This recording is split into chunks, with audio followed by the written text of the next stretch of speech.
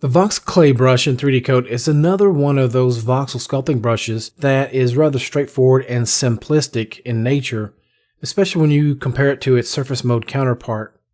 What it's going to do is expand from the surface and smooth simultaneously.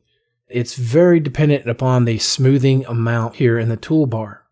For example, with smoothing turned all the way up, when I brush, you can see it's rather smooth. If I'm using a square brush alpha like this, and I turn smoothing all the way down, you can see how crude it is.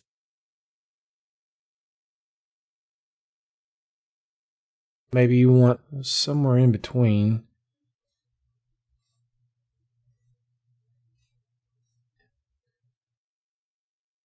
I'm going to right click and drag down a bit more to decrease my brush size.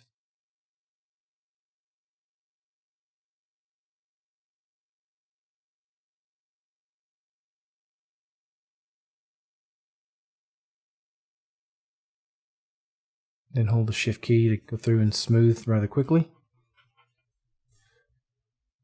If you have an NVIDIA card, you can use CUDA or also enable CUDA Smooth Boost. Hold down the shift key so it smooths very fast.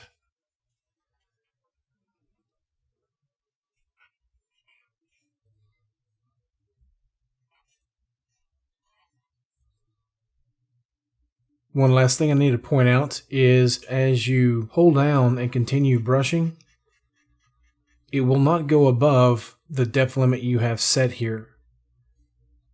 You'll have to continue adding strokes in order to build and build and build and build. Okay? There are other brushes that will continue to build as you add pressure with a single stroke, but this is not one of those. Okay, so that's a quick look at the VoxClay Brush in 3D Coat. Thank you for watching. We will see you in the next video.